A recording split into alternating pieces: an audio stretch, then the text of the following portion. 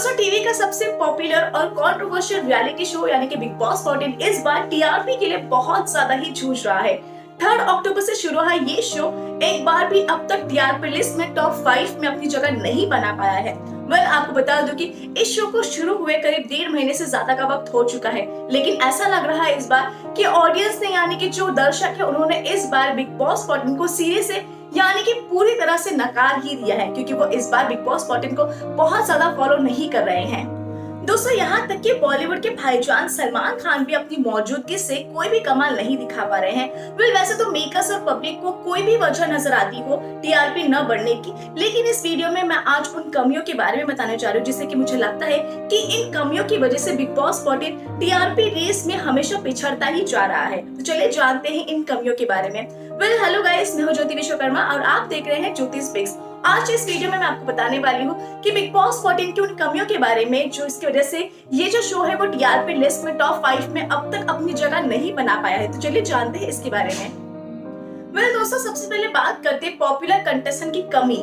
और मुझे ऐसा लगता है कि बिग बॉस 14 में इस बार सिर्फ और सिर्फ रूबीना दिलाई की ऐसे एकमात्र कंटेस्टेंट है जो कि जिनकी पॉपुलैरिटी सबसे ज्यादा है। वही अगर मैं बात करूं बिग बॉस 14 की कंटेस्टेंट एजाज खान और कविता कौशिक के बारे में, तो ये जो एक्टर्स है वो बहुत ज्यादा पुराने हो चुके हैं। इनका क्रेज अब ऑडियंस में उतना ज्यादा नहीं है जिसकी वजह से ऑडियंस इन्हें देखे। वही मुझे ऐसा भी लगता है कि जो टीवी एक्ट्रेस जैस्मिन भसीन है उनकी भी पॉपुलैरिटी उतनी ज्यादा नहीं है, उनकी जो फैन फॉलोइंग उतनी ज्यादा नहीं है कि दर्शक उन्हें बिग बॉस 14 में देखे। तो ऐसे में दोस्तों मुझे लगता है कि पॉपुलर कंटेस्टेंट्स न होने की वजह से बिग बॉस 14 को दर्शक उतना ज्यादा फॉलो नहीं कर रहे हैं, बिग बॉस 14 को दर्शक उतना ज्यादा देखना पसंद नहीं कर रहे हैं। दोस्तों इसके बाद बात करते हैं नेपोटिज्म यानी कि भाई भतीजावाद के बारे में। बॉलीवुड एक्टर सुशांत सिंह राजपूत की मौत के बाद बॉलीवुड में नेपोटिज्म का मुद्दा जो है वो बहुत ज्यादा ही गरमाया है। लोगों ने इस मुद्दे को लेकर बहुत ज्यादा बवाल किया है, यहाँ तक कि बिग बॉस 14 में नेपोटिज्म का ये मुद्दा नजर भी आया है। बिग बॉस 14 शुरू होने से पहले ही इसको लेकर सोशल मीडिया पर बहुत ज्यादा आलोचना की गई थी। इसको लेकर बहुत ज्यादा बवाल भी मच गया था कि मेकर्स बिग बॉस 14 के जरिए नेपोटिज्म फैला रहे हैं। जॉन कुमार सानू की एंट्री को लेकर भी बहुत ज्यादा बवाल मच गया था। यहाँ तक कि शो शुरू होने के बाद इस शो में कंटेस्टेंट राहुल वैद्य ने जॉन कुमार सानू पर नेपोटिज्म को बढ़ावा देने का आरोप भी लगाया था। दोस्तों मैं आपको यहाँ पे बताना चाहूंगी कि singer John Kumar Sanu famous singer Kumar Sanu के बेटे हैं।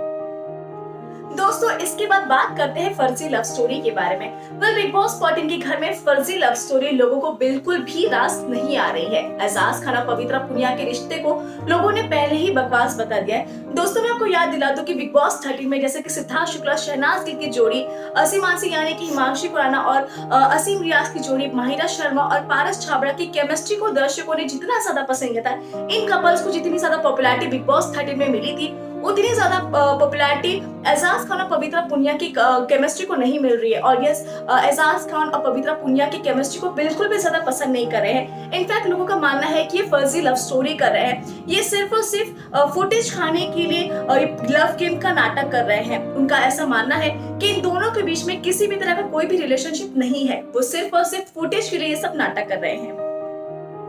वही दोस्तों कुछ दिनों पहले ही कंटेस्टेंट राहुल वैद्य ने नेशनल टेलीविजन पर अपनी गर्लफ्रेंड दिशा परमार को प्रपोज किया है। लोगों को ये प्रपोजल पे बिल्कुल भी भरोसा नहीं है। लोगों का ऐसा मानना है कि राहुल वैद्य ने बिग बॉस 14 में आने से पहले ही दिशा परमार से सगाई कर ली है और वो इस वक्त नेशनल टेलीविजन पर सिर्फ और सिर्फ टीआरपी के लिए ही दिशा परमार को प्रपोज कर रहे हैं।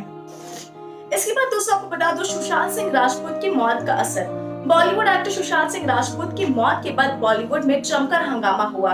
यहाँ तक कि लोगों ने बॉलीवुड के ए लिस्ट स्टारर्स को काम देने के नाम पर आउटसाइडर्स के साथ भेदभाव करने का आरोप भी लगाया है। यहाँ तक कि लोगों का ये भी मानना है कि बिग बॉस 14 के घर में मेकर्स और यहाँ तक कि भाईजान सलमान खान भी सिर्फ और सिर्फ अपनी मनमानी ही कर रहे हैं। और यही वजह है कि जो बिग बॉस 14 शुरू होने से पहले इस शो को बॉयकॉट करने की धमकी दी जाने लगी थी। दोस्तों इसके बाद बात करते हैं कंटेस्टेंट्स के साथ भेदभाव के बारे में। बिग बॉस 14 शुरू होने के साथ ही मेकर्स पर कंटेस्टेंट के साथ भेदभाव करने के आरोप ऑलरेडी लग ही चुके हैं।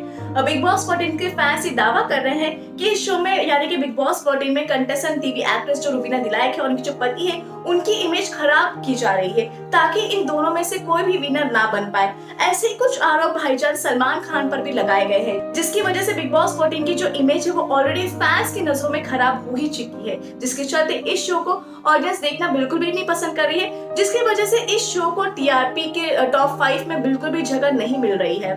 दोस्तों अब बात करते हैं एविक्शन में मेकर्स की मनमानी के बारे में। एविक्शन के दौरान बिग बॉस 14 के जो मेकर्स उन्होंने कई बार अपनी मनमानी की है। पहले सारा गुरपाल को घर से बेघर कर दिया गया, इसके बाद शहजाद देओल, निशांत सिंह मलखानी और कविता कौशिक को बिग बॉस के घर से बाहर का रास्ता दिखा दिया गया था।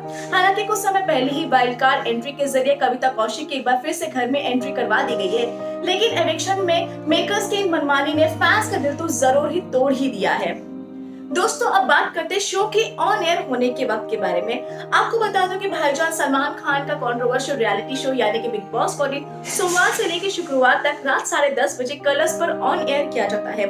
हालांकि जो टाइम स्लॉट है ये देर रात होने की वजह से फैंस इस शो को बहुत ज्यादा फॉलो नहीं कर पाते, जिसकी वजह से इसका सीधा असर टीआरपी पे दिख रहा है कि ये जो शो है वो टीआरपी के टॉप 5 में अपनी जगह अभी तक नहीं बना पाया है।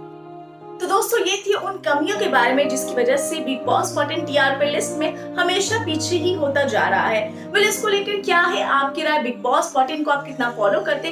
बिग बॉस 14 में आपका फेवरेट कंटेस्टेंट कौन है? ये वीडियो आपको कैसा लगा कमेंट सेक्शन में बताना बिल्कुल भी ना भूलिए और मेरे चैनल यानी कि ज्योति स्पीक्स को जरूर सब्सक्राइब करें। Thank you.